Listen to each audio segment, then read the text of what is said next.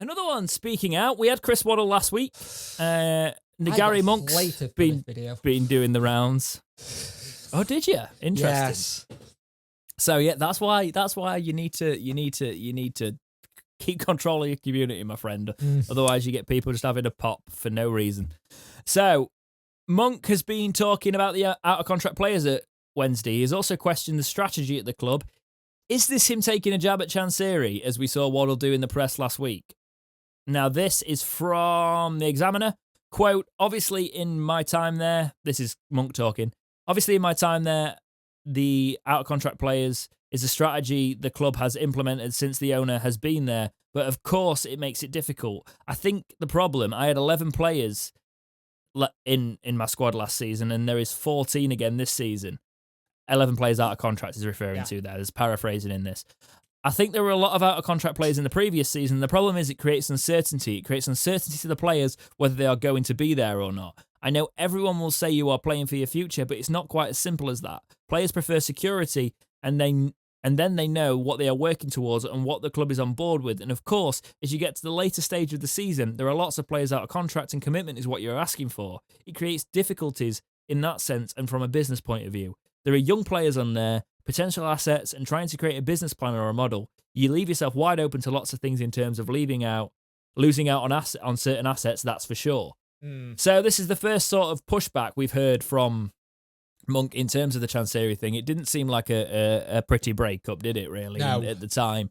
But what do you make of what Monk's saying here in terms of the out-of-contract players? Because it just sort of like backs up what we've been seeing play out. It backs up everything we've seen. It backs up what a couple of managers have said in the past. I had it that I said in the last couple of times you've seen it. Bruce said there was something not right behind the scenes. Monk has said there's something not right behind the scenes. Pulis even kind of said, but I take Pulis a little bit less because of that sounds like a really messy one. But we have had this whole thing where it has sounded like the micro, and this is alleged, obviously, the micro managing that Chansiri like to do doesn't help. And I understand what he's saying with players like security like to know. We all like to know that our job is secure, that we're not going to go to work and it may be done then. And it's difficult when the climate you're in at the minute, because there's going to be a lot of clubs that are not going to want to spend because they've made no money. Sorry about that. My computer made a really weird noise. No worries. Carry on. There's a lot of clubs that haven't made any money due to no fans being in the ground. So players are going to have to take big cuts to go to certain clubs. Now, we have a couple of sellable assets if they had contracts, but they don't. So that rules out the fact we've got sellable assets. The one that we do have now is Bannon because he signed a contract. So as we were saying earlier, if he does go, he could bring us some money. Iragidi is at an age where we'd get limited compensation for him, I believe. Yeah, if he left, it's similar to Shaw. It'd be similar to Shaw, yeah. Because looking into it, he wouldn't go for entirely free, but it wouldn't be worth his market value if you think of the game time he's now getting and the potential he's showing. There is a big thing about him holding on to players, isn't there? And and not getting rid of players, and that's how you end up with players out of contracts. They're like, well, fine, I'll run my contract, and they're not going to sign a contract if they know Chansiri's going to keep them close, and he's not going to let them. He's not going to sell them. If you think. Right, think of the likes of Adam Reach. If he signs another contract now and knows he's not going to get sold if a move comes into him, Adam Reach is not going to sign a contract for this club. Right? We've got 35 players on the books. We're going to have half of that next season. Yeah. Right. There's going to be. I can't see a single out of contract player signing a contract now. Examiner Live have done a big piece. I think it's the Yorkshire Live segment. Obviously, they've done a big piece with David Jones. Because he's gone to Burnley as well, so I think he's been doing interviews. He's gone to join Ross Wallace as coaching at Burnley. So, David Jones, this is quoting the Examiner Live, has revealed that Deshvan Chansiri blocked him from leaving Sheffield Wednesday despite being frozen out by Josh Luakai. The ex-Owls midfielder was one of 4 senior players that was ostracised from the first team squad by the Dutchman, along with Kieran Westwood Hutchinson and George Boyd. Jesus. Luakai informed Jones in pre-season that he was free to leave the club. However, after talks with Chansiri, it was clear that the Wednesday owner still regarded Jones as an asset to the club.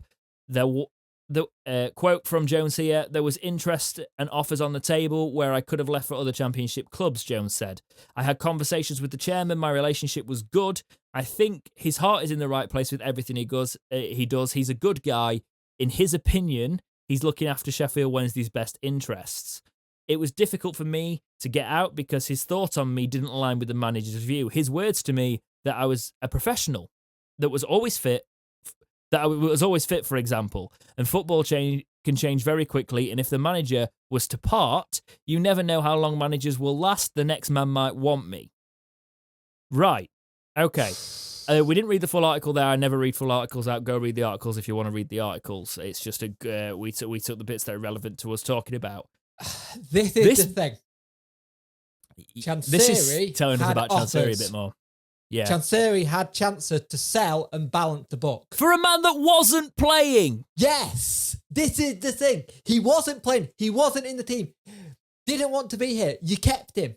This is where you could have made some money back, even if it was to a championship rival, to then balance the books. This is where we see a lot of what Chansiri's micromanaging is. Like, he obviously didn't have faith in Lukai if he said you don't know what changes with the manager.